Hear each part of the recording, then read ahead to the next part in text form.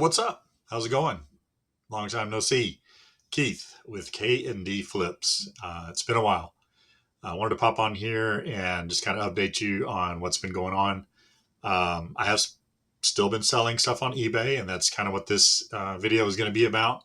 Haven't had a whole lot of opportunities to source. We've still been kind of busy with life and with my son with his football schedule during the fall and then the holidays, and now we're beyond the holidays, so I wanted to drop a quick list. You can call it a baker's dozen of items that I sold during 2024. So before we get into it, if you don't mind, since it has been a long time since I've been on here, please give it a thumbs up. If you have not subscribed to my channel yet and you would like to see more reseller content like this, please consider subscribing and share it. Set your reminders, hit that bell for notifications, and we'll get on to the baker's dozen here. So I am trying a new editing software, so you'll probably see some skips and jumps here, but we're going to test it out and see what we can do. But let's get into those 13 items. I'm down here in the corner. Here I am, trying some new software out, like I said. So let's get into it. Here's 13 items, kind of from lowest to highest of things that I sold in 2024. The first one being here, this vintage Paul Revere ware, limited edition copper au gratin oval pan. Don't That's my best attempt at French, even though I did take it in school for a little bit. But let's see. Let's see if we can't click off of this right here. You can see that after everything was said and done, even with a sale price of $33, I ended up making $27.40. So let's move along to the next item.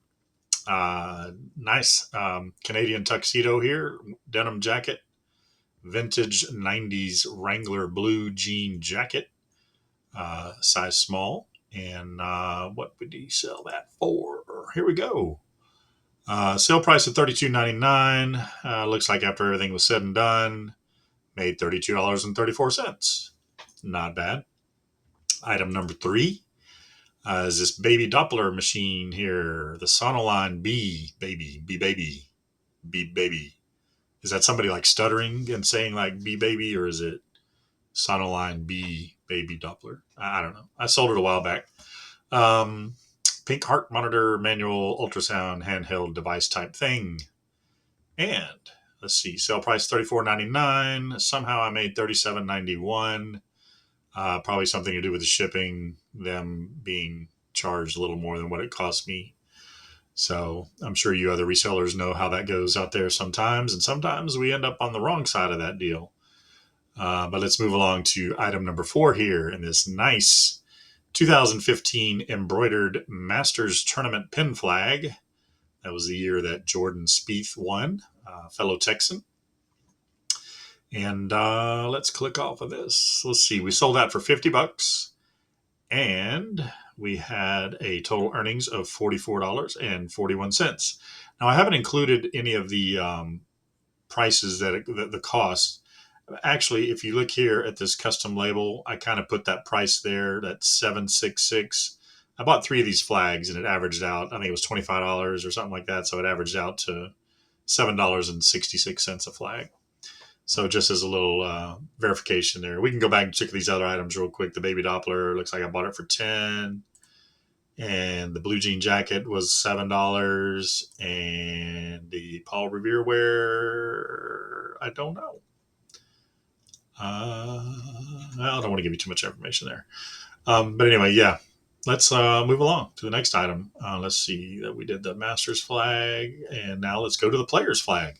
As I said, there were 2, or actually 3 of these items. I still have one more, I believe, from the PGA Championship. Not sure what year. It's a red flag. This was from the 2017 PGA Players Championship, won by Kim Si Woo. Let's see. We bought that one for $7.66, sold for $59.99, of which we made $46.70. All right, item number 6. Ooh, some gaudy high top Nike Air Force One, red and white, University red. You guys can see this, and I'm trying to read it to you. Anyway, size 7.5, and I got to turn that alarm off on the phone there. And there's another little eBay notification. Um, anyway, size 7.5 Nike Air Force One high tops, and let's see. These were actually brought to me by my stepdaughter and her husband. So I have a zero cost on there, and let's see, the money I probably shifted it over to them.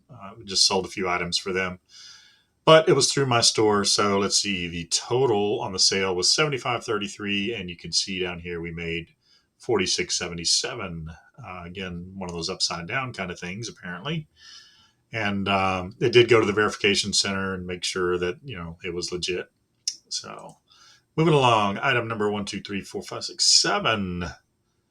Another pair of shoes here. Some men's Adidas Ultra Boost 20s, size 11.5. It was, I think they were just slightly used. Yeah, excellent used condition with box.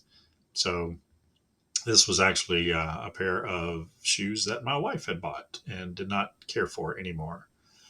Let's see. So I have no idea what the cost was. And even if I asked her, she probably wouldn't tell me. But we sold them for $80.20, and of that, our profit or our take home or whatever you want to call it, $51.77.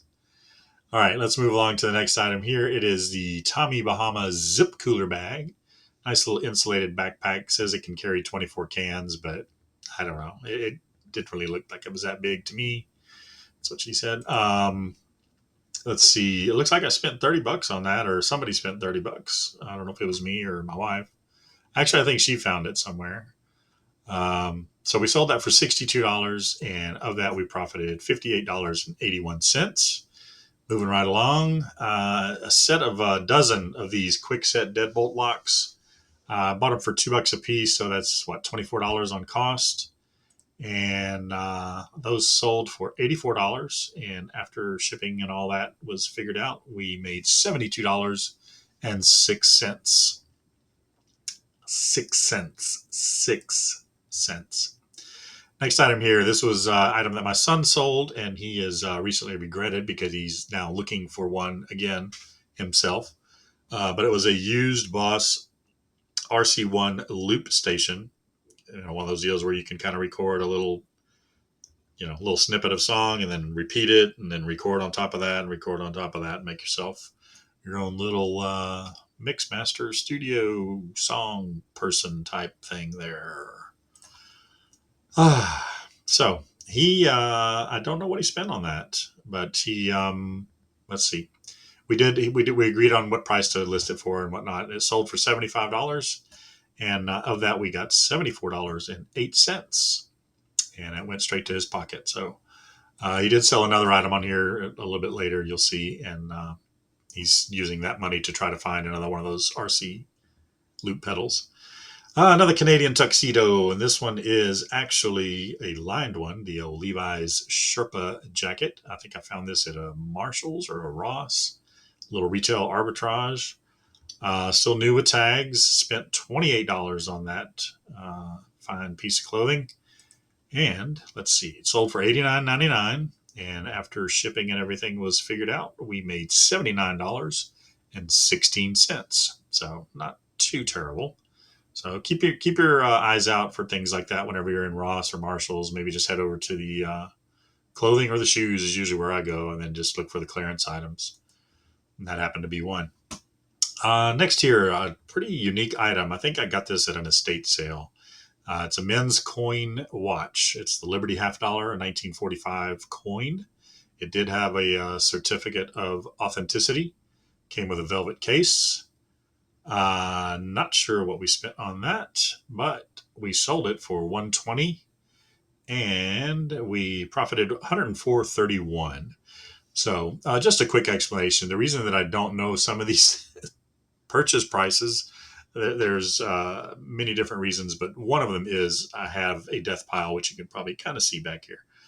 And it takes me a while to get in the mood to list. And when I do, I've already forgotten what I bought everything for. In the past, I was kind of a little more quick about listing items and kind of had it fresh in my mind of what the price was that I paid.